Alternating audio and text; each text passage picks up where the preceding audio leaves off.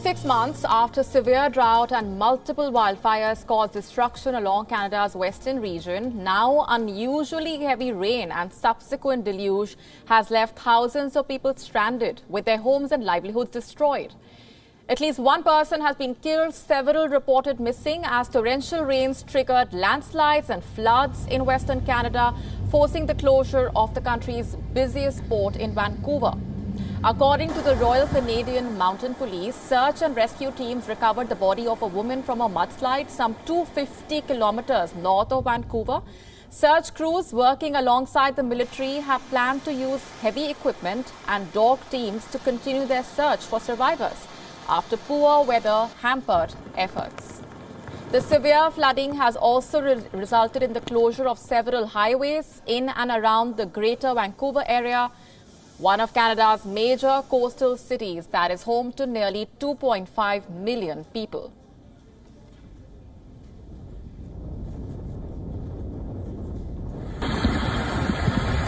This is through Mine Creek Corners, the project we just finished. Center median barrier. This is a slide that has came down, and nearly 300 people trapped in their vehicles on a highway after mudslides were rescued by helicopters late Monday. Visuals on your screen right now show the video recorded by a person stuck on the road. Authorities in Merritt, some 200 kilometers northeast of Vancouver, ordered all 8,000 citizens to leave as the river waters rose quickly on Monday. Unfortunately, some were still trapped in their homes as of Tuesday.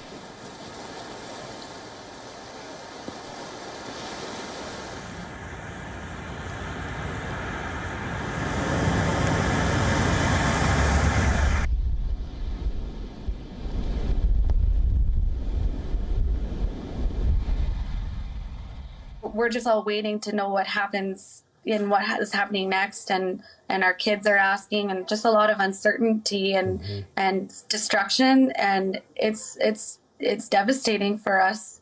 It's going to take years, to get back to where we were. As the day passed, snow blanketed the town, and videos showed cars floating in the floodwaters still up to 4 feet.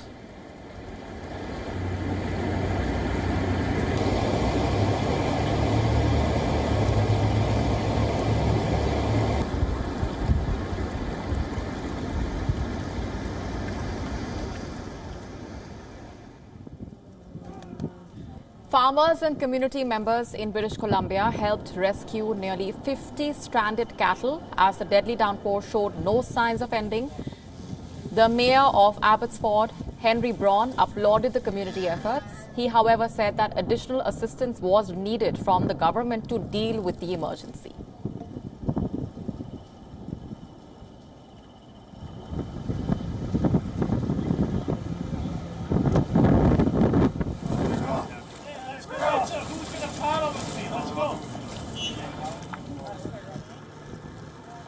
Well, this is a disaster. This is an a local state emergency, and I think people to the west of us here in Metro Vancouver have no idea what we're dealing with on the eastern half of our city. Abbotsford is the largest geographical city in the province, and 3/4 of it is in agricultural land, like what you see here, and they're evacuating cows from WestGen over here with boats. The farmers are very adaptive to dealing with the situations and figuring out how to do things, but we need to get some more help here from our province. The Port of Vancouver has announced that all rail access has been cut due to floods and landslides. The Port of Vancouver is Canada's largest port.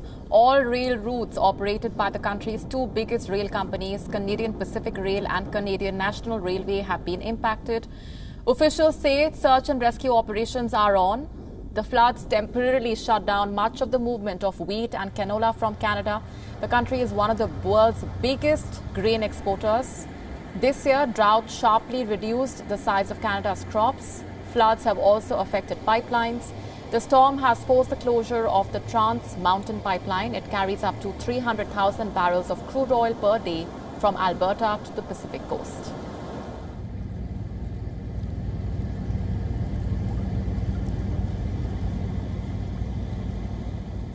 WION now available in your country. Download the app now. Get all the news on the move.